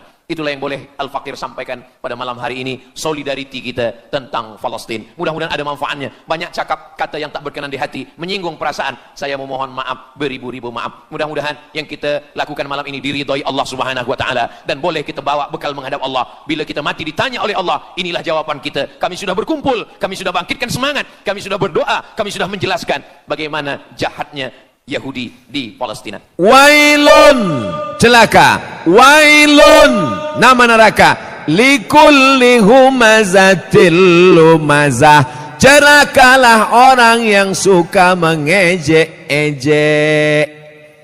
Kenapa tiba-tiba ayat ini yang Ustadz pilih? Saya udah diejek orang berapa hari ini. Itulah ayat yang saya pilih. Daripada saya mencaci maki di internet, bagus saya bawa ke pengajian.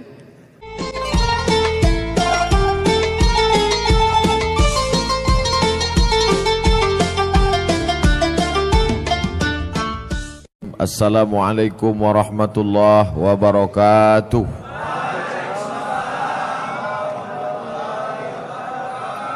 Sama-sama kita bersyukur kepada Allah karena malam ini kita diberikan nikmat istiqamah iman dan Islam dengan mengucapkan Alhamdulillahi Rabbil Alamin.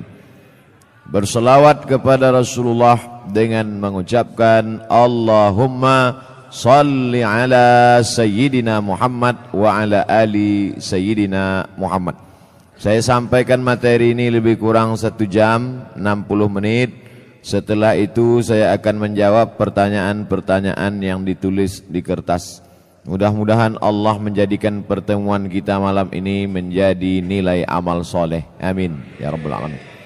Hadir bersama kita malam ini Al-Mukarram Al-Ustadz Haji Darwin Hasibuan SPDI Qori Internasional.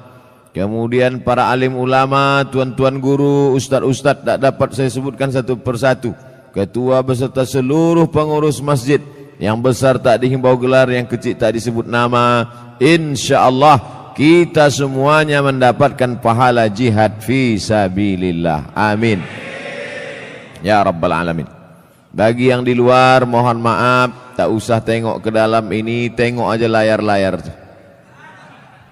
Tak ada layar, tengoklah ke sini sikit-sikit.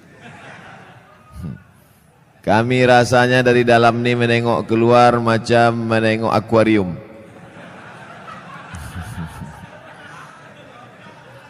Tapi kami pun yakin dan percaya kalian di luar pun menengok kami macam ikan mas koki. Jadi ternyata kami di luar, kalian di dalam. Kita ini semuanya sama-sama melihat orang dengan cara pandang kita. Kita seringkali menengok orang dengan cara pandang kita, padahal kita disuruh merasakan perasaan orang lain. Betul? La yu'minu ahadukum, kamu tak beriman hatta yuhibba li akhi, sampai kau sayang kepada saudaramu ma yuhibbu li nafsi, sama seperti sayang pada diri sendiri. Apa bukti imannya mantap? Karena dia sudah haji, karena ke Makkah, karena sudah bangun masjid, infak sedekah, betul. Tapi puncak daripada mengukur iman adalah bagaimana merasakan perasaan saudara kita. Susah dia, susah juga kita. Puncak iman adalah ketika tapak kaki orang tertusuk duri, sakit tapak kaki kita. Nah, itu baru sampai pada puncak iman. Puncak iman adalah ketika sakit anak orang, ikut kita merasakan seolah-olah itu anak kita. Nah, itu baru sampai pada puncak iman. Banyak orang menganggap anak orang anak dia, tak masalah. Yang jadi masalah bini orang bini dia, itu masalah. Baik, malam ini kita akan membaca satu surah dalam Al-Quran yang selalu dibaca imam saat solat. A'udzubillahi minasyaitonir rajim. Wailul likulli humazatil lumazah. Wail artinya celaka. Yang selama ini suka mengejek orang, mencaci maki orang, celaka, robahlah, wail. Wail artinya celaka. Makanya Allah Ta'ala menyebut beberapa orang celaka dalam Quran. Wailul lil mutaffifin, celaka orang yang curang memainkan timbangan. Kalau dia belanja ke pasar matanya tajam, kurang. Kalau dia membaca Quran tak nampaknya mana idgham, ikhfa, qalqalah, gunnah bila gunnah, titik nun macam titik ba. Tapi kalau menengok mata timbangan dipajak, orang Medan bilang pajak, orang Jakarta bilang pasar. Pergilah orang Medan ke Jakarta, mau kemana Pak? Ke pajak. Diantaranya kantor perpajakan.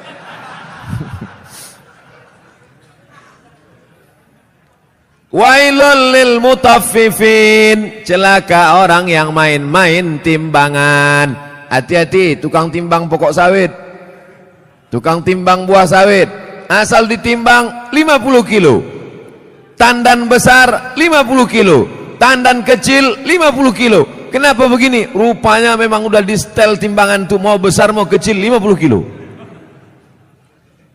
Ada gunanya sembahyang, puasa, sholatmu melayang karena zalim memainkan timbangan. Tak ada gunanya pengajian malam ini. Bukti pengajian malam ini berhasil bukan karena layarnya banyak di luar, bukan. Bukti pengajian malam ini berhasil apa? Besok pagi yang berjualan berdagang di pasar, luruskan balik timbangan. Siap? Tak semuanya siap kata dia. Tengok besoklah Pak Ustaz. Ditimbang di pasar, betul. Dibawa ke rumah, rupanya 7,5 on. 1/4 kilo hilang. 5 orang belanja, 1,5 kilo 2,5 on sudah kau makan harta orang dengan cara batil. Patutlah pagi petang siang malam berdoa, doamu tak dikabulkan Allah Subhanahu wa taala. Kenapa? Makan haram. Ustaz nyinggung pedagang aja, singgunglah PNS. Payah kita nyurus akte kelahiran nanti. Maksudnya yang PNS masuk, yang lain-lain masuk juga. Rasakan aja lah sendiri. Jangan mentang-mentang ku bilang timbangan hanya pedagang saja yang kena. Betul? Nah, wailul lil musallin. Kita baru membahas masalah wail. Ayat yang kita bahas wailul likulli humazatil lumazah, tapi digunakan kata wailul lil mutaffifin, celaka orang yang main timbangan. Wailul lil musallin, celaka orang yang sholat celaka. Itu maka banyak orang tak sholat sekarang. Kau kenapa tak sholat? Fawailul lil musallin, celaka orang yang sholat. Orang dulu kalau tak sholat aja. Orang sekarang ini sudah tak sholat pakai dalil pula. Hebat orang sekarang nih. Otak-otak sungsang semua. Kau kenapa tak sholat? Kenapa tak sembahyang? Fawailul lil musallin. Celaka orang yang sholat. Na'udzubillah. Itulah kadang berbunyi HP orang, kita sangka HP orang, rupanya HP kita. Udah mau marah saya tadi. Kenapa masuk masjid hidup HP? Siapa yang hidup HP? Rupanya HP kita. La ilaha illallah Muhammad Rasulullah. Fawailul lil HP. Celakalah orang yang HP-nya menyala. Fawailul lil musallin. Celaka orang yang salat. Wailul lil mutaffifin. Celaka orang yang curang timbangan. Wailul likulli humazatil lumazah. Celaka. Makna pertama wail, celaka. Makna yang kedua wail, neraka. Ada satu neraka namanya neraka wail. Dua-dua ini apakah dibenturkan maknanya? Tidak. Yang mengatakan celaka orang yang main timbangan, celaka orang yang sholat karena tak khusyuk main-main pikirannya, celaka orang wailul likulli humazatil lumazah. Betul maknanya, tak salah. Yang mengatakan neraka wail bagi orang yang curang timbangan, neraka wail bagi orang yang sholat tapi pikirannya tak khusyuk, neraka wail likulli humazatil lumazah, juga tak salah. Jadi kalau begitu makna wail dua. Yang pertama celaka, yang kedua artinya nama neraka. Oh, neraka itu ada nama-namanya Pak Ustaz? Ada nama neraka itu Saqar. Masalakakum fi Saqar. Mengapa kalian masuk neraka Saqar? Apa kata penghuninya? Lam naku minal musallin. Kami tak solat. Walam naku nut'imul miskin. Kami tak mengasih makan orang miskin. Jadi namanya pun macam-macam. Banyak pertanyaan. Wailun, celaka. Wailun, nama neraka. Likulli humazatil lumazah. Celakalah orang yang suka mengejek-ejek. Kenapa tiba-tiba ayat ini yang Ustadz pilih? Saya udah diejek orang berapa hari ini. Itulah ayat yang saya pilih. Daripada saya mencaci maki di internet, bagus saya bawa ke pengajian. Wailul likulli humazatil lumazah. Celaka orang yang suka mengejek. Celaka neraka wail bagi mereka yang suka. Likulli, semuanya, tak ada terkecuali. Humazah, lumazah. Apa beda humazah dengan lumazah? Humazah mengejek dengan mulut. Lumazah mengejek dengan perbuatan. Begitu dalam kitab tafsir. Humazah bil lisan. Lumazah bil fi'li, dengan perbuatan. Jadi kalau ada orang ngejek pakai WhatsApp, humazah apa lumazah? Instagram, Twitter, BBM dipakai lumazah.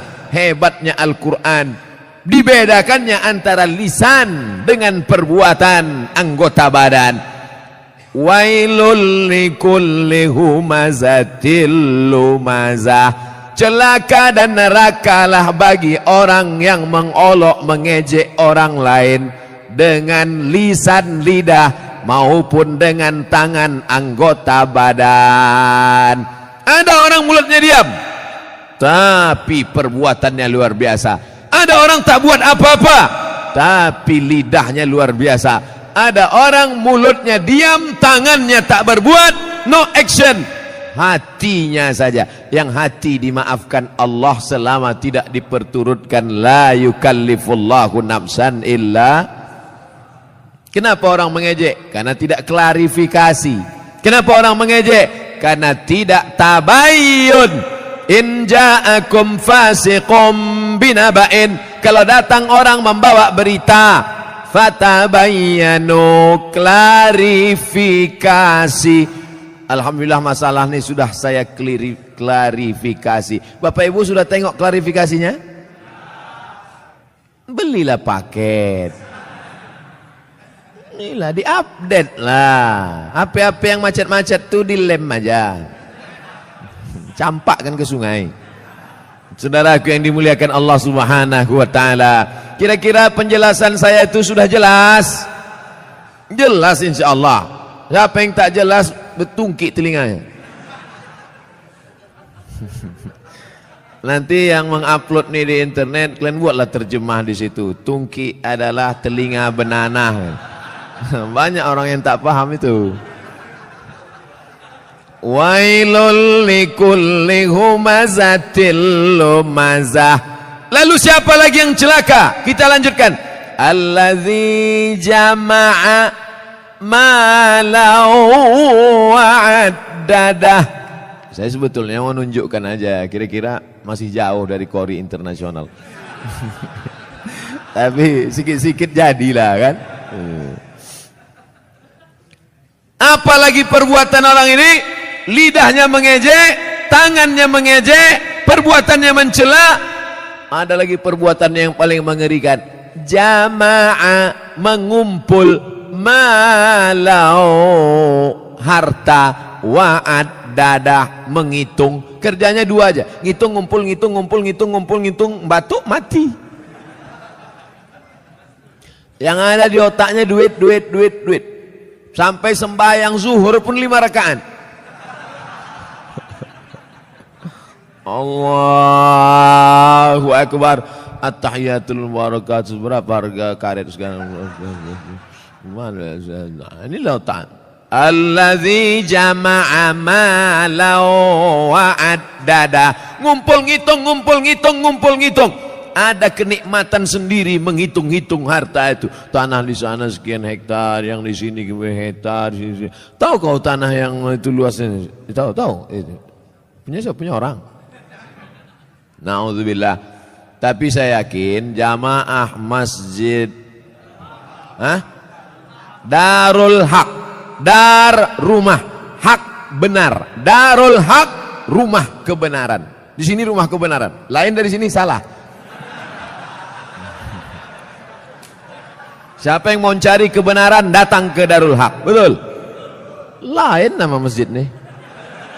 Ada masjid-masjid lain tuh, masjid apa? Masjid Al-Ikhlas. Masjid apa? Masjid At-Taqwa. Ini mantap, bukan nama sembarang nama. Udah sampai itu aja. Dilarang tidur di ruang utama. Oh, karena di sini pakai AC. Patutlah banyak tidur di sini.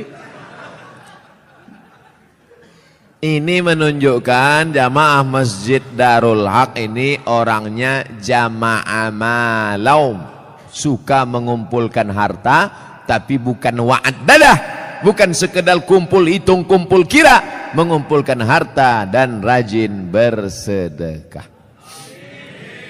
Kenapa Ustaz tiba-tiba ingat sedekah? Ku tengok orang sedang membagi-bagi kotak.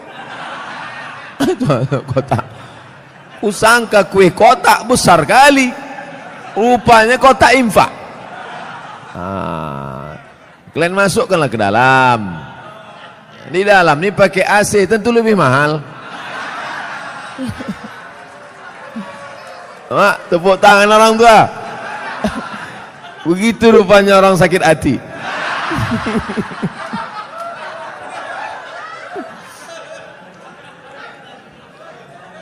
Artinya kata orang tuh, kami di luar panas, duit-duit receh nggak apa-apalah kata dia. Tak apa-apa, kalian sedekah pakai duit kerincing pun masuk surga insyaallah. Cuman agak lama lah sikit. Dikumpul harta pergi pagi pulang petang, masuk ruko keluar toko, dikumpul duit, kumpul mati. Bisa dibawa mati? Tak bisa. Bapak yang malam ini di dompetnya ada 500.000, masuk ke kotak ini 100.000, yang dibawa mati yang 100-nya apa yang 400? Yang dibawa mati yang 100.000-nya apa yang 400? Yang 100. Sekarang saya mau tanya, yang mau dibawa mati yang banyak apa yang sikit? Masukkan yang banyak tuh. Begitu cara menjebak jamaah ini. Disimpan. Bapak Ibu, kalau ada tetangga kawan jamaah Masjid Darul Haq yang pelit, bin kikir, bin bakhil, bin medit, bin kedekut. Panggillah dia. Ada satu ayat kata Ustaz Somad untuk kau, sengaja diturunkan Allah untuk kau aja. Hebat itu. Aku tak datang pula kemarin di Masjid Darul Haq itu. Apa nama ayatnya? Ini dia. Jama'a malau wa'addadah.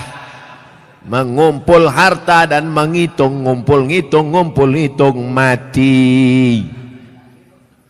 Lama hidup banyak dirasa, jauh berjalan banyak ditengok, lama pengajian banyak jumpa orang-orang kaya yang pelit. Akhirnya kemana Pak Haji Pulan kemarin yang pelit minta ampun tuh? Mati Pak Ustadz. Rumahnya yang 2 lantai itu kemana? Udah dijual Pak Ustadz. Bininya udah diambil berondong. Nah, kalau ada yang kalian pelit-pelit, tak ada saya suruh. Saya orangnya ceramah tak suka nyuruh-nyuruh orang. Tak pernah saya suruh, bersedekahlah, bersedekah. Tak ada pernah saya suruh. Mau sedekah silakan. Yang tak sedekah, ya tak apa-apa. Tapi tengoklah.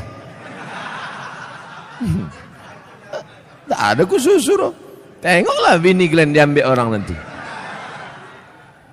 Hah? Tukar mic. Kaya jamaahnya. Saya udah ceramah 30 menit. Rupanya di sini asal 30 menit ganti mikrofon.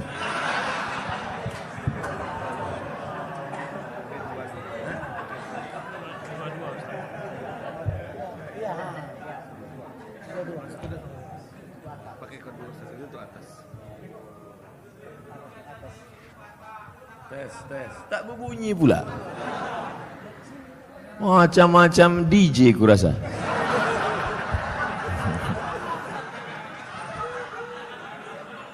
Itulah kita tak boleh menyepelekan tempat dan lokasi. Tadi saya menengok, ini masuk hutan nih.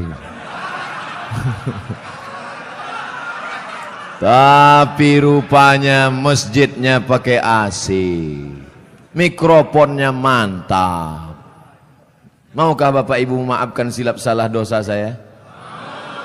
Tak mau, tak apa-apa.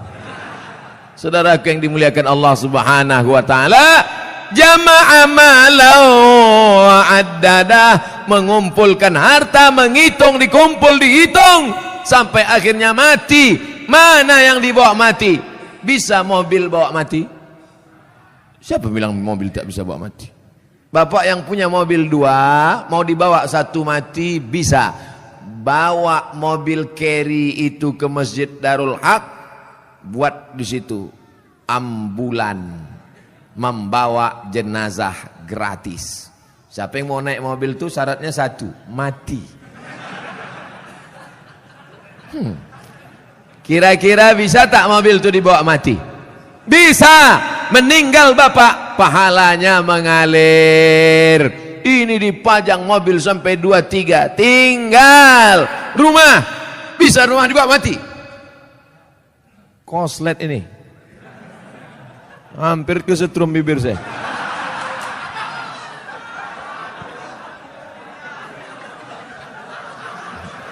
Akan datang kalau ngasih mic ke saya, dites dulu.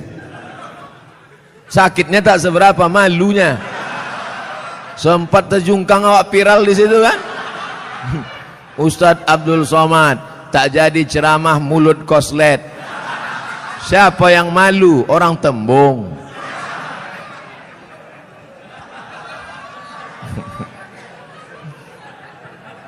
Bapak Ibu yang dimuliakan Allah Subhanahu wa taala, apa yang bisa dibawa mati? Rumah dibangun besar, tinggal. Tapi kau bangun rumah biasa, yang satu kau buat rumah wakaf untuk tahfiz Al-Quran. Setuju? Yang bilang setuju itu yang punya rumah untuk buat tahfiz Quran.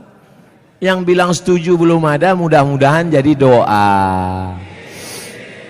Itulah yang menolong di hadapan Allah Subhanahu wa taala. Yang lain tinggal. Harimau mati meninggalkan belang, gajah mati meninggalkan gading, manusia mati meninggalkan utang. Oleh sebab itu saya yakin dan percaya jamaah Masjid Darul Haq ini adalah orang-orang yang rajin berinfak dan bersedekah. Sehingga kalau sholat di sini saya yakin tenang. Kenapa tenang sholat di sini? Karpetnya tebal. Asli punya masjid nih kan?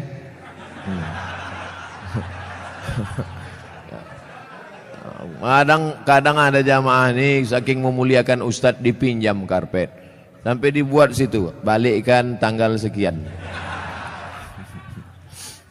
AC ada, dingin. Kadang pernah saya ceramah di masjid AC banyak, kepanasan, rupanya mati. Tapi di sini tidak, terasa dingin. Kalau Bapak agak terasa hangat, maklum. Ini kita ini sekarang sudah over capacity. Tak sesuai lagi ini. Makanya jamaah itu di luar menengok kita ini macam ikan mas koki kehabisan mati lampu. Jamnya pula lengkap. Ada jam zuhur, jam asar, jam maghrib, jam isya, jam imsak, dan jam syuruk. Lengkap semua cantik. Balihonya pun mantap. Tabligh akbar bersama Abdul Somad LCMA. Ada gambar saya. Tertutup pula. Rasa-rasanya tak ada kurang. Lengkap sudah semua. Bagaimana supaya harum semerbak, jamaah tenang solat, dipasang harum-haruman. Maka harum rasa bau-bau bunga melati rasanya. Masya Allah. Jam ada. Itu jam itu penting. Apa guna jam itu dipasang? Supaya yang khutbah jangan sur dia jadi bawakannya.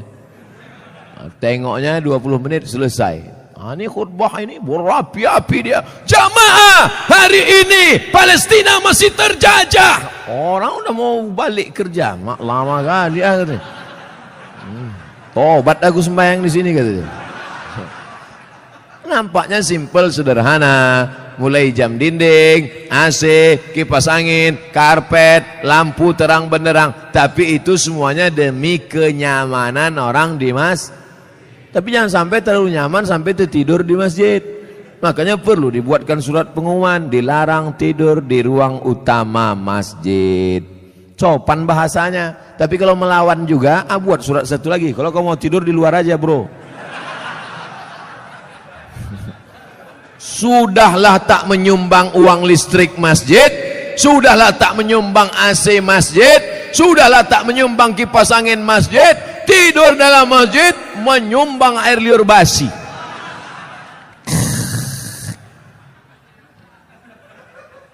Haram. Kenapa? Karena mengganggu. Imatatul adza anit tariq. Perbuatan amal yang paling ringan, membuang yang mengganggu dari tepi jalan. Selalu diterjemahkan dalam hadis membuang duri dari tepi jalan. Imatatul adza. Adza bukan duri, sesuatu yang mengganggu di tepi jalan. Kalau membuang yang mengganggu di tepi jalan berpahala, bagaimana dengan orang membuat yang mengganggu di dalam masjid? Bukan jalan, di karpet masjid, di tempat orang sujud, di situlah air liur sambal belacan tumpah. Allahu Akbar. Imam khusyuk, makmum busuk. Yang saya sampaikan ini nampaknya simple, sederhana. Tapi kalau tidak dijaga, maka yang sudah dilakukan jamaah Darul Haq baik, bagus. Tetap kita jaga ke depan supaya kita tak masuk dalam neraka wail, tak masuk yang dikecam Allah. Jama'a malau wa'addadah. Terus ayat apa lagi? Yahsabu anna malahu akhladah. Yahsabu, dia menyangka, malahu, hartanya itu, akhladah, membuat dia kekal abadi. Rumahku yang besar membuat aku kekal abadi. Mobilku yang mewah membuat aku kekal abadi. Cincin permataku membuat aku kekal abadi. Maka digalilah kuburan batu di Mesir. Ditemukan jenazah perempuan di dalam. Nama perempuan itu Nefertiti. Siapa namanya? Nefertiti. Bukan jembatan. Nefertiti, perempuan tercantik, permata-permata, tinggal kering kerontang, semuanya tinggal tak bermakna. Yahsabu anna malahu akhladah. Dia menyangka dengan hartanya dia kekal abadi. Tidak, saudaraku, tapi dengan harta orang bisa abadi. Mana contohnya? Masjid depan Istana Maimun, Masjid Kesultanan Melayu Delhi, dengan harta orang bisa abadi. Dengan cara apa? Membangun masjid. Alhamdulillah, Masjid Darul Haq. Siapa yang mewakafkan tanah dulu? Siapa yang mewakafkan atap dulu? Siapa yang mewakafkan? Ini wakaf-wakaf orang meninggal. Saya tak tahu entah siapa yang mewakafkannya, tanpa saya sebutkan namanya. Untuk almarhum Fulan bin Fulan Alfa, tak perlu. Sampai pahala kita malam ini pengajian dari jam 9 sampai jam 10, dari jam 10 sampai entah jam berapa nanti tanya jawab, mengalirlah pahala, teranglah kuburnya, lapanglah makamnya, dijauhkan Allah kuburnya dari lubang neraka, dijadikan Allah kuburnya salah satu dari taman-taman surga. Yang sudah membangun masjid, alhamdulillah. Yang belum membangun, na'uzu. Yang sudah ku kasih tahu tak juga mau mendengar, mati ajalah.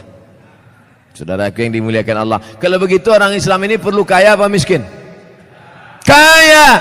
Man bana masjidan, siapa yang bangun masjid, banallah mislahu baitan fil jannah. Yang bangun masjid dibangunkan satu istana dalam surga. Kalau mau kekal abadi, bangun masjid.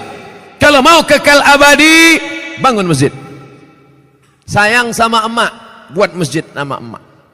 Sayang sama suami, jangan buat nama suami. Nanti meninggal dia, mau kawin sekali lagi.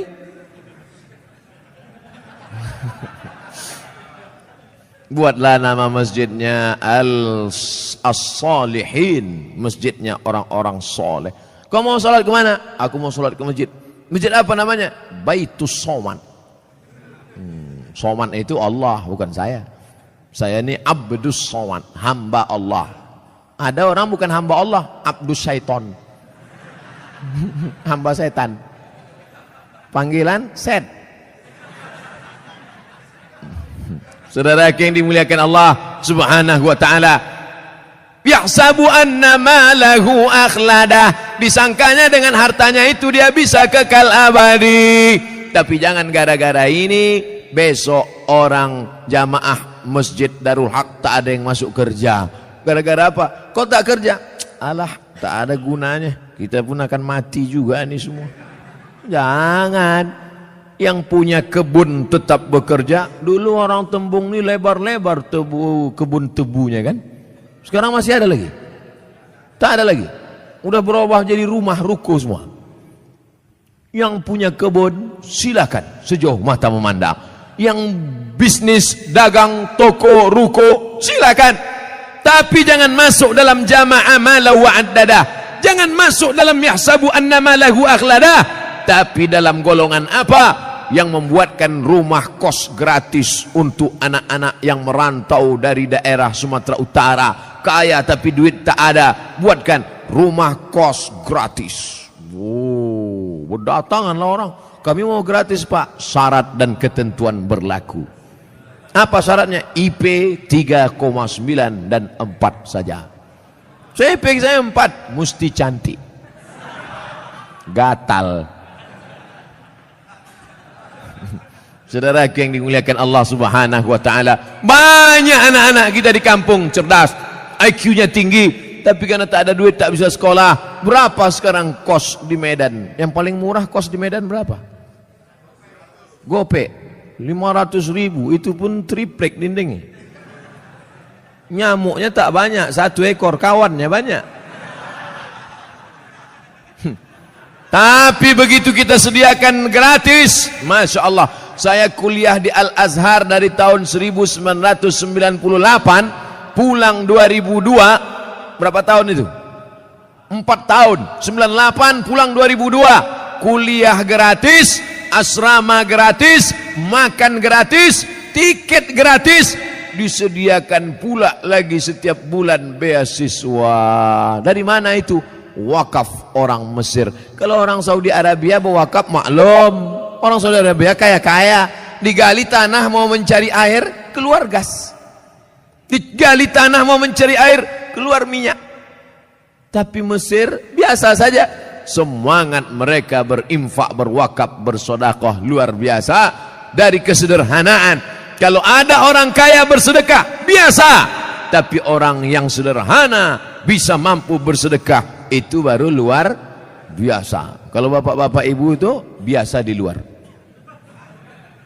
Saudara yang dimuliakan Allah Subhanahu wa taala, wailul likulli humazatil lumazah alladzi jama'a malan wa 'addadah yahsabu anna malahu akhladah. Kalla, tak ada gunanya itu semua.